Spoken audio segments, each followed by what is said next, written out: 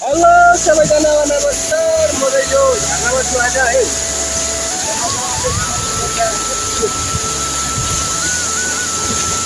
किनभने यो हाम्रो अहिले त चाहिँ झर्नै झर्ना यहाँ यो चाहिँ हुन्छ ठुलो झर्ना। यो मौसममा चाहिँ ठुलो झर्ना भएको कारणले गर्दा तपाईँहरूले आउनु सक्नुहुन्छ र यहाँ पनि छ है झर्ना एउटा